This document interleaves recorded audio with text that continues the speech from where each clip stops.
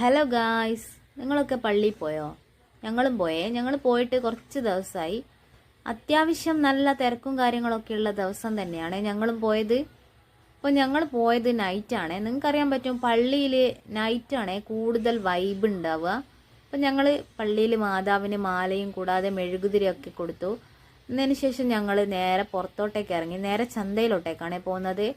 അപ്പോൾ കാണാൻ പറ്റും അത്യാവശ്യം നല്ല തിരക്കും കാര്യങ്ങളൊക്കെ ഉണ്ട്. ഞങ്ങൾക്കന്ന് മഴ കിട്ടിയില്ല, അതുകൊണ്ട് ഞങ്ങൾ ജസ്റ്റ് സേഫായി.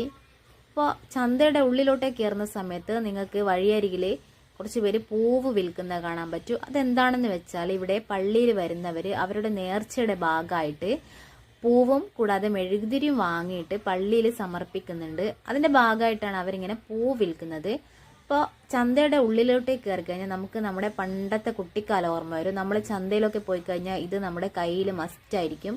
അപ്പം ഞങ്ങൾ നേരെ ചന്തയുടെ ഉള്ളിലോട്ടേക്ക് കയറി കഴിഞ്ഞപ്പോൾ സാധനങ്ങളൊന്നും വാങ്ങിയില്ലെങ്കിൽ കൂടെ ഇതൊക്കെ ഇങ്ങനെ കണ്ട് നടക്കാൻ നല്ലൊരു വൈബാണ്. അപ്പോൾ എല്ലാവരെയും പോലെ തന്നെ എനിക്കും കൺഫ്യൂഷനായി, എന്താ വാങ്ങണ്ടേന്നുള്ള ഒരു ഐഡിയ ഇല്ല. അപ്പോൾ ഞാനും ഇങ്ങനെ ഓരോ സാധനങ്ങളൊക്കെ ഇങ്ങനെ മാറി മാറി നോക്കി. ഇതിന് ശേഷം ഞാനും കുറച്ച് എനിക്ക് വേണ്ട 2-3 ഐറ്റംസൊക്കെ വാങ്ങി. ഇവരൊക്കെ ഇങ്ങനെ എല്ലാ കാഴ്ചകളും കണ്ട് ഇങ്ങനെ നടക്കുകയാണ്. അപ്പോൾ ഞാനും കുറച്ച് സാധനങ്ങളൊക്കെ വാങ്ങി. പക്ഷേങ്കിൽ നോനൂസിന് വേണ്ട സാധനങ്ങളൊന്നും കിട്ടിയില്ല. എന്താണെന്ന് വെച്ചാൽ അവന് ഇങ്ങനത്തെ ലേഡീസ് ഐറ്റംസ് ഒന്നും പറ്റില്ല. നമുക്ക് കളിപ്പാട്ടങ്ങളൊക്കെ അല്ല അവന്. അതുകൊണ്ട് അവന് കളിപ്പാട്ടം വാങ്ങാൻ വേണ്ടിയിട്ട് അങ്ങോട്ടേക്ക് പോയി. അവിടുന്ന് 2-3 ചെറിയ കളിപ്പാട്ടം വാങ്ങി. എന്നതിന് ശേഷം ഞങ്ങൾ ചന്തയുടെ നേരെ ആകാശത്തൊട്ടിൽ കാണാൻ പോയി. ആകാശത്തൊട്ടിൽ കണ്ടിട്ടേ ഉള്ളൂ, ഒന്നിലും കയറിയിട്ടില്ല. കാരണം അവനുള്ളതുകൊണ്ട് ഒന്നിലും കയറാൻ പറ്റിയില്ല.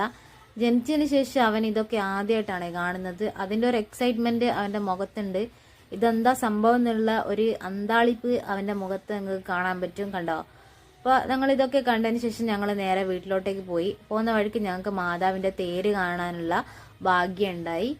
അപ്പോൾ ഇത്രയൊക്കെയാണ് ഗൈസ്. അപ്പോൾ നമുക്ക് അടുത്ത വീഡിയോ കാണാം. Tata, bye bye.